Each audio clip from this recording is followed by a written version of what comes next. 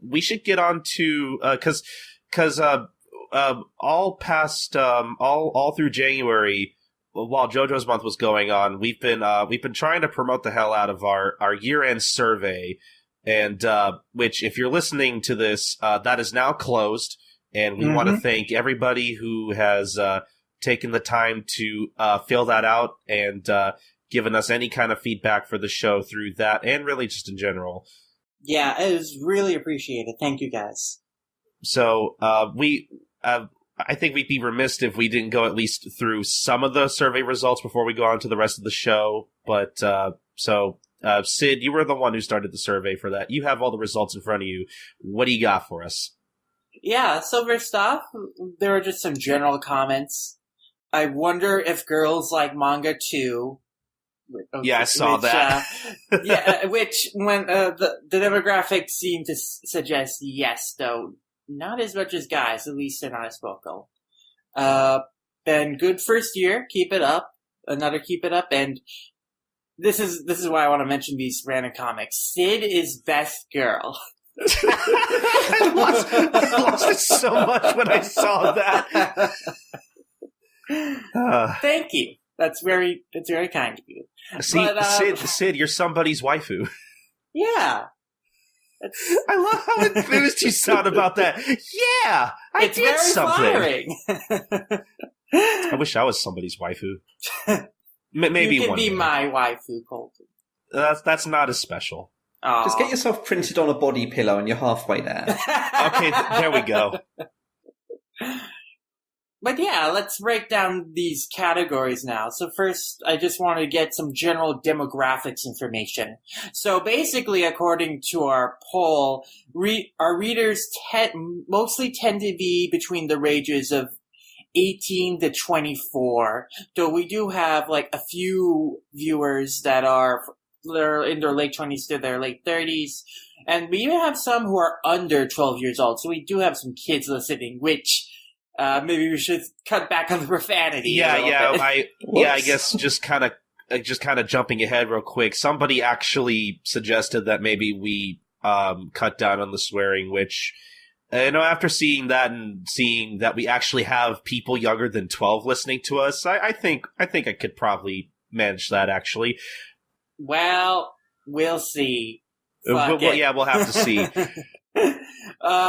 But most of our listeners seem to be male. 2/3 of our listener base appears to be male. But we do have some female listeners. About 1/5 of our listeners are female.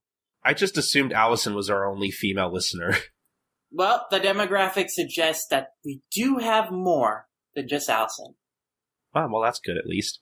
Mm-hmm. So yes, there are girls who read manga and listen to our podcast, which is nice. That's good. Women exist. That's good to hear. Yeah. They aren't imaginary on the internet. I know, right?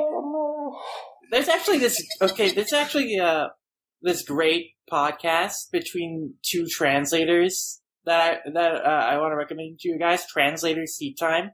I just discovered it, and it's they're freelance translators for Vertical and Kodansha stuff, and they go into some interesting details about like their process and like how translation works. Amanda and Jill, I think, are their names. Pretty good. It's Translators Tea Time. It's a good podcast, so you can look that up. I will definitely take a note of that and listen to that later. Yeah. So that's a good female-run podcast too, which is why I want to mention it. But so most of our listeners appear to live in North America. That 5% from Europe, I'm pretty sure, is just Maxie. Nah, it's possible. Nah, couldn't be. Maxie? Nah. I mean, to be fair, as I understand politics at the moment, I'm only in Europe for a little longer. That's your quality Brexit humour for all of your American listeners there. They'll get it. Well, they'll get it. I don't know, but the way things are going over here, who knows if I'm going to stay in this country much longer. Hey, I mean, the way things are going, I mean, we might as well just move to the moon at this point. If only we could. We get there and we're gonna lie beach dead like Vilzax. Just get to hang out with all the rabbits that hammer the mochi up there. Mochi. Yeah, I guess we would have food because Boss Rabbit was still making mochi up there. I guess presuming he came back to life after the moon got blew up, like. Yeah, no one ever talks about that. Well, it's not like Master Roshi knew, you know. That's true. He's innocent in this. He didn't know. Yeah. God, I wonder how many people think the whole rabbit in the moon thing is just a Dragon Ball thing. Probably a few people. Well, that's assuming they read anything before Z. Yeah. Well, yeah, that as well. So yeah, you go. Just maybe no one knows about the rabbits in the moon. It's Japan's greatest folktale secret. It's too bad because I think the Boss Rabbit chapter is legitimately one of my favorite chapters in Dragon Ball. It's a great reference. It's like it's fantastic. Wow, that is something I've never heard from a Dragon Ball fan. And I'll probably never hear again, I'll be honest. Yeah, well, let's get back to the poll here. So, most of our listeners, it's pretty even split, like, in terms of how often they listen to us. Between 2 to 3 hours a month and 3 to 6 hours a month. So, generally, based on that, they listen to most of our entire episodes, or at least all of them, because that's basically how we generally average out in terms of output, about 3 to 6 hours. Yeah, about that much a month. Yeah. And some of us listen to us a little bit more of that with 6 to 9, but only a couple people, and then no one listens to us more than that, so we don't seem to have too many, like, re-listeners of our backlog. Well, I mean, considering, like Maxie said, how much we put out last month, I would be kind of surprised if no one has listened to us for at least 9 hours at a time. Yeah, I know for a fact that that there are people have listened to those entire things on YouTube. So, oh well, that's good. But generally, most people's ideal episode length is 1 hour or less. That's never gonna happen. Yeah, you can maybe hope for that with Movie Mavericks or something, but like with the way manga fights and Manga Mavericks have been turning out, those are we're at least gonna go 1 to 2 hours, which is like this. It's not that far behind people who prefer 1 hour or less. It's only 6% behind. Might as well warn people now. This is probably going to be 3 hours, 3.5 hours easy. Yeah, it seems like my vote for 1 hour podcast hasn't worked out in my favor, has it? Yeah. But interestingly enough, there are a lot more people who prefer the 3+ hours episodes to episodes that are between 2 to 3 hours, which is pretty interesting. I think as it goes, people either want you to like go big or go small. Like the in-betweens kind of just, it's a weird area. Like there's actual business marketing that like says that that's the way it tends to go, is people either want the smallest possible thing or the largest possible thing. And I mean, you guys do all right. Like, I mean, I literally listen to your episodes about 1 hour at a time and then do something else for a bit, come back to it later. But like because it's well structured, like that's not a difficulty at all. Like you don't lose yourself in the episodes. Like you've made the long format work. Yeah, I think having the podcast breakdown also helps, so people can skip around to the topics they're really interested in. And if they stop, they know like, okay, this is where I should go if I want to listen to this. So that's why I'm really glad we started putting in the podcast breakdown, because it makes it so much easier for people to like listen to these long podcasts. And of course, personally for me, I like it when podcasts include those, because, you know, as a listener, I like to skip around or like go to what I'm most interested first and then backtrack. So. See, I must be a crazy person then, because whatever podcast I listen to, I usually listen to all of it. Well, I usually listen to all of the podcasts I listen to too, but I like having the ability to skip around to like what I'm most interested in listening to first. Or like fair, if I have to stop at like I know around where I should jump back in. Mm-hmm. It depends a lot on the podcast as well. Like there's a big difference to listening to like something like regular feed, just a podcast I listen to that's 40 minutes long. Like, I'll listen to that in one chunk. Whereas like something like other comics podcasts I listen to, because it's a recurring thing, it seems, that if it's about comics or manga or whatever, like, it goes longer. Like, they tend to be better suited by having like segments they talk about or reviews in there and that to being like chunked up and that and digested in bits. Yeah. But I think our podcast works in that you can listen to it all in one go, or you can split it up, and it's still a good experience. Well, that's good at least. It's certainly good background noise. Like, something to listen to while doing another thing and that. Yeah. But it's good to know exactly what parts our listeners really enjoy about our show.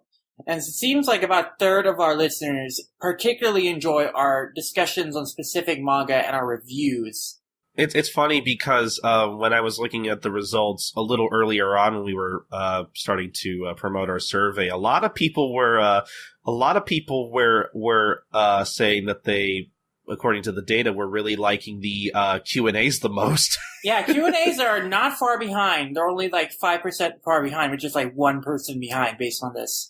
So Q&As are also have a third of like what our listeners really like about our show. So basically the manga discussions and Q&As are something to do more of in the future, basically. But remember, guys, to do Q&As, you gotta send us questions, which you can send us at mangamavericks@gmail.com. Love answering them. Maybe we'll do another Q&A special, like our JoJo's thing, if we get a lot of them. Yeah. You guys still there? You were quiet. Just enjoying like that completely effortless plug for feedback. Like that was really well done. I'm getting better at them. Yeah. But as someone who voted in the survey and as such can like have a nice look at the results and that, I was pleased to see that anyone at all like voted as me being an okay guest. Like that was quite nice and flattering. I can understand why Manovsky article got many more votes than me. but like that was real nice. Yeah, let's skip down to people's favorite guests. Minovsky, like, pretty much blew away most other people. It's pretty interesting because, like, early on, like, he wasn't getting a whole lot of votes, but then, like, a bunch of people seemed to vote at him, like, all in a go, it seemed, which was really interesting to see. But yeah, he's our most popular guest, so we definitely need to have him back on. And then Josh is behind him by about 5%, so one person. And yeah, Maxime and Vlord are also very popular too. And we're definitely going to have all of you guys back on in the future. Like, pretty regularly. We're definitely going to have everybody back on at some point. Maxie, we're taking care of right away. You can't get rid of me. Yeah. You're like Cheap Trick. You're always going to be hanging around our back. And hopefully we're going to have Bomber back on pretty soon in the next couple of months, too. We still want to talk to him about Shonen Sunday and whatnot. Mm-hmm. To backtrack a little bit, it's also interesting to see that people's favorite part of manga fight seems to be the speed round. Well, that's where most of the comedy gold is. Yeah. As a manga fighter, that was my favorite part because I just got to go and do silly stuff. Yeah. Speedrun really makes you think on your feet, and you can say some pretty crazy things when you need to, like, bullshit an argument. Yeah, pretty much. Now moving on to what people thought was their favorite episode of Manga Mavericks last year. We have basically a four-way tie between 20 years of Inuyasha retrospective, the retrospective me and Vlord did on Inuyasha, where we recounted its history and counted down our top 10 favorite moments from the series. And then we have episode 16, You Can Never Have Enough South Park references, where Colton was off that weekend. I had Wheelord on, and we discussed Goo's biggest anime to manga fails list and Goo's worst Shonen Jump heroines list, which were some pretty interesting lists that we had a lot of heated stuff to say about. It's also our only episode to date, which is under an hour long, so maybe that factored in. Huh. Then we have episode 17, We Need to Read More Shoujo Manga and Kochi Kame, where we talked about that top 10 shoujo manga you'd recommend to men list, and we lamented how we had only read, like, My Love Story and part of some of the other stuff, and then it was like, yeah, we need to read more shoujo. I don't remember what were the other standout moments from that episode, because that was actually an interesting episode I saw that was pretty popular. Well, I mean, obviously, from what I could tell in the title, we talked a lot about Kochikame and how that was ending at the time. Yeah, so maybe there was a lot of people who appreciated that too. And maybe they liked that title card I made for that one where I basically took all the, like, Kochikame homage pictures from all the Shonen Jump series in that issue, where, you know, the ones where they had the unibrow. The unibrow, like, Easter egg. And I, like, compiled all those together. So maybe they also just appreciate on the fact of that title card. Yeah, it was pretty good. Yeah. And then, finally, Casey's Horrible Halloween Horror Hour was a very popular episode. I'm glad people like that one, because that's actually one of my favorite episodes, personally. Yeah. Casey is our most popular guest, so yeah, it seems that episode has a lot of fans. So, just speaking personally, what were your guys' favorite episode from Manga Mavericks last year? Colton and Maxie. Well, like I said, the Halloween episode we recorded with Casey was very good, because I was really looking forward to all the recommendations he had. And then just off the top of my head, I guess one of my favorite episodes is still when I got that Yusei Matsuri news fresh, and I was freaking out for at least 10 minutes. Yeah, I think that was episode 10. I told that we discussed that, so yeah, that's definitely one of our best moments for sure. That and our Ajin discussion was very good too. Mm-hmm. Yeah, that was we got on for an hour on that. It was a really good series that we had a lot to say about. Yeah, like I know nothing about Ajin, and I still listened to all of that chat about it. It was good. Oh. I was gonna say, Maxie, you better read it. It's really good, and I love it. I might get around to reading it at some point. I'm certainly never going to watch the animation. Like, I'm throwing it out there now because it's not ugly. It's not bad CG though. It's pretty good. All CG doesn't work for me. I'm a snob. I can't help it. Well, with the exception of Knights of Sidonia, where the story was actually good enough that I forgot it was CG for a bit. Well, I guess for what it's worth, I do prefer the manga, so you're not exactly wrong in wanting to read it over watch it. Yeah, I just want to put out there, too, like, I really did want to try the anime, but, like, it was one of those things where I'm like, I already read the manga, so, like, I kind of already know the story pretty well, so, like, I didn't really have as much interest in watching it, which I think is fair. Mm-hmm. Yeah, it doesn't feel super necessary if you've already read the original material. Like, there's very few cases where I'll watch an adaptation of something that I'm already into. Yeah. Anyway, yeah, so the episode I voted for was also the one where you need to read more shoujo manga and talked about Kochikame, because I really like shoujo manga and Kochikame.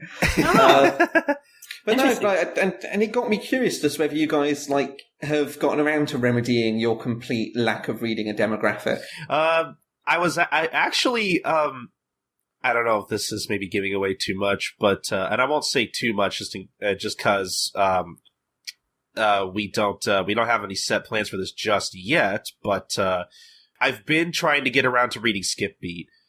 Just because I have already watched a lot of the anime for that, and I remember liking it just fine, and actually thought it was kind of funny in places. So I figured I'd at least try and read that. Though every time I try to read it, like, something always interrupts me and comes up, and always takes time away from me reading it. Like Yu-Gi-Oh! Duel Links. Duel Links is the new Pokemon Go. Pretty much. Should we just stop the podcast and talk about Duel Links? Because not that I've been thinking about it a lot.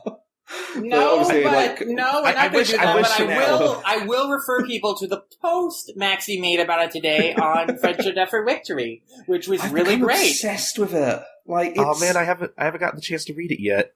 it's just, it does nostalgia in such a good way. Like, yeah, like literally go to friendshipeffortvictory.com, read the post so I don't just take up all the podcasts for this. But like, for a game that's, like, the game's good, it's not the most amazing thing in the world, but it does so much stuff in a really clever and manipulative way to like get an audience that hasn't cared about Yu-Gi-Oh! For about a decade. Yeah. Oh, it's good. Sid, definitely put that in the show notes. But yeah, I'm trying to get around to reading Skip Beat pretty soon, actually, because I actually have been interested in reading it. Well, I mean, you get a free pass on that, because whilst I read a lot of shoujo manga, I can tell you for a fact we have like somewhere between 12 and 15 volumes. It's the 3-in-1s, and I can't think how many we have, of Skip Beat downstairs that belong to my partner Raven.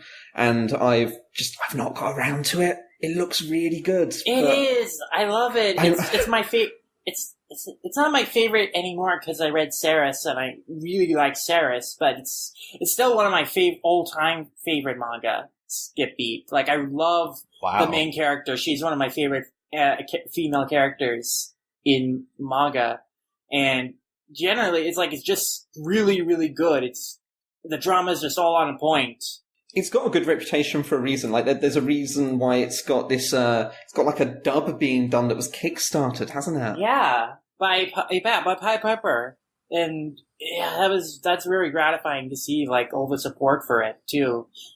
You know, so it's really, really cool that dub is being made, and I love keeping up with the updates on it and the process. Like, very passionate, like, people working on it, and a very passionate fan base who are like very active and like giving feedback and stuff, which is really cool.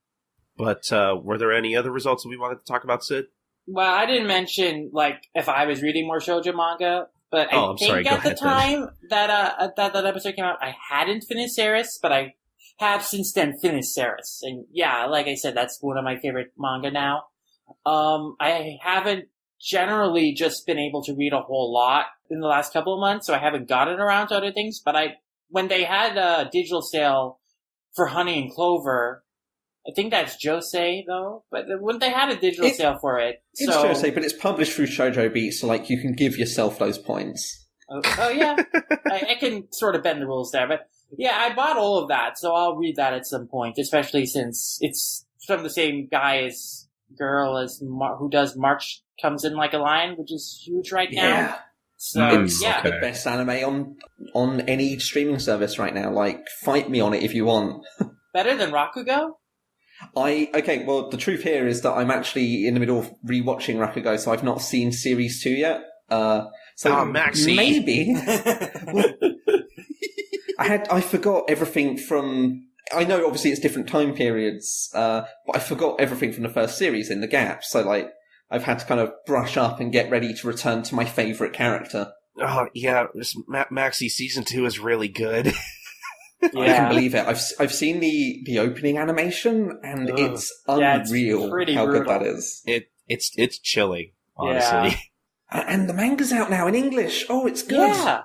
Yeah, we're definitely going to be talking about that on the show, hopefully in the next couple of months, maybe closer to its print release. Mm-hmm. Definitely. Yeah, We Lord Love's March Comes In Like a Lion. Like, it filled his broken heart after Mononoke got canceled, so. his broken shogi loving heart.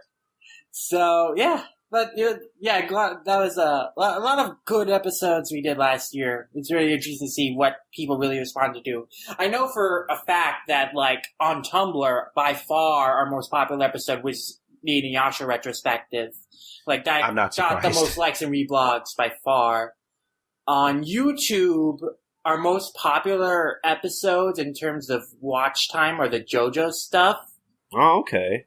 In terms of views and in terms of like the segments, because I haven't been uploading the full episodes. In terms of segments, like our most viewed episode by far is a segment from episode 13, our My Hero Academia discussion, which is has significantly more views than a lot of the other videos, and actually garnered us a few new subscribers, which is pretty cool to see. Yeah, we had Josh Dunham on for the episode, which I forgot. That's actually another one of my favorites too, because we talked about a lot of really interesting stuff. And I got to tell Josh about World War Blue, which was pretty fun. Yeah.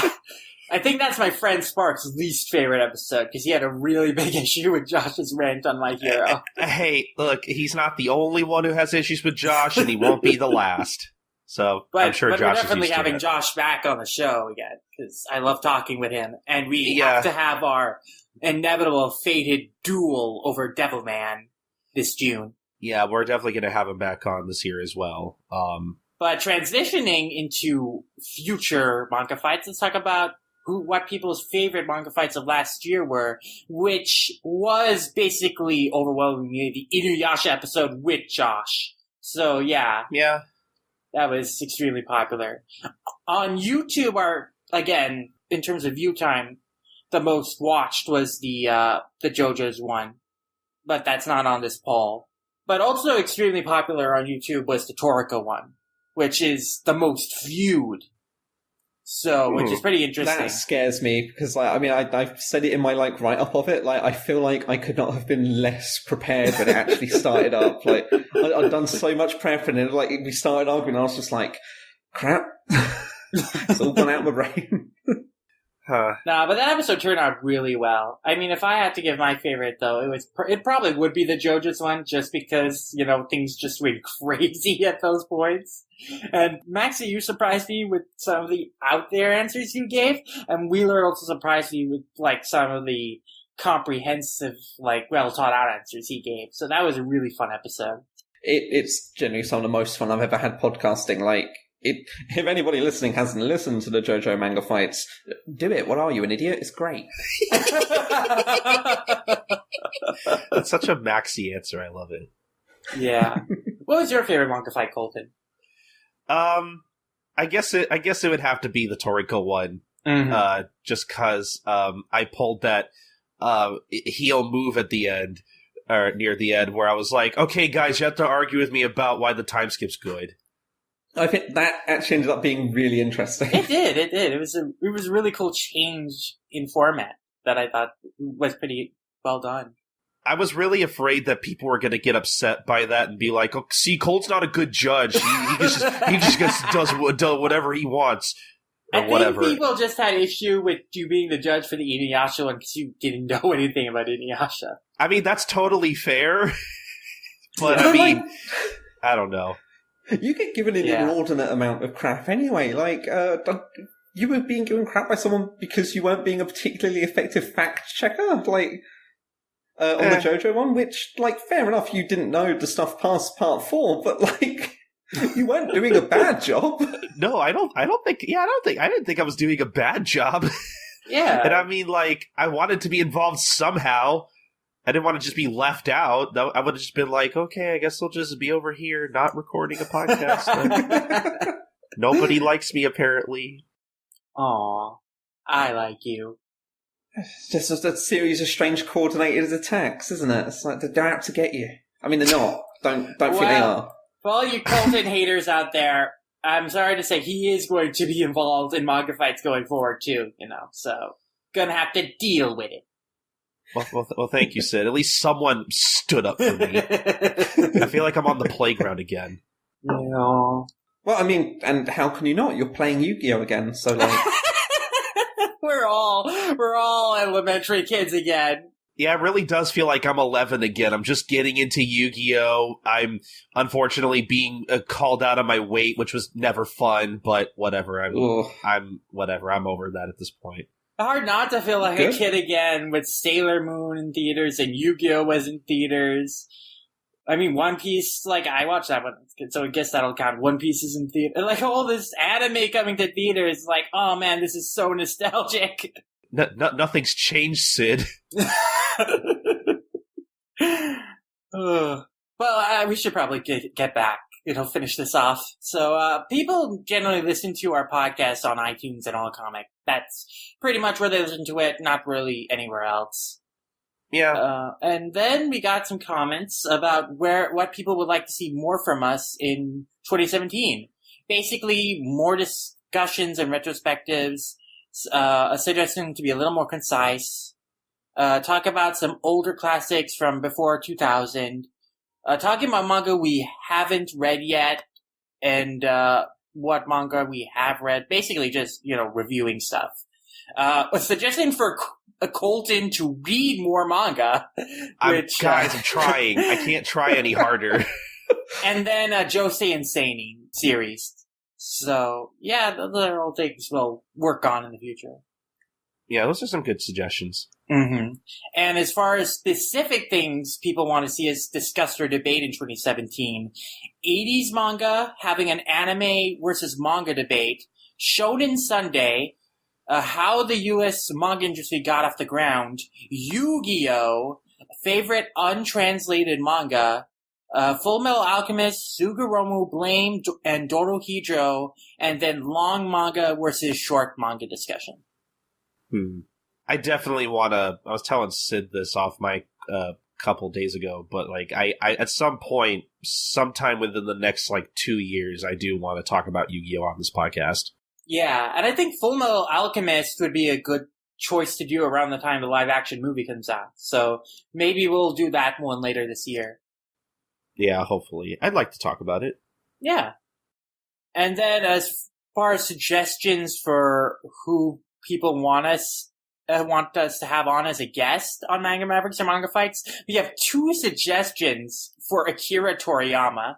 And then one of them is Akira Toriyama, but Sid doing a voice. Which I'm sorry. Maybe I'll do that sometime.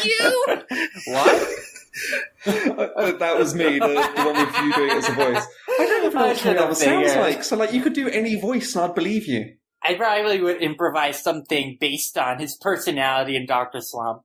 Because I read sometimes manga out loud and I invent voices for characters. So I don't know if I invented a voice for Toriyama, but I could probably figure something out. Probably. But yeah, we'll get right on getting in contact with Toriyama, and we'll definitely have him on in the next month or so. You heard it here first. Yeah, he can talk about his new manga he's doing on Matsukazu Katsura, which will come out eventually, probably, maybe. Who knows? We haven't heard anything about that since he first reported. Is that actually a thing that's happening? Another one? Yeah, he said they were collaborating on a new project, so... Oh, that's got to be more Galactic Patrol stuff then, hasn't it?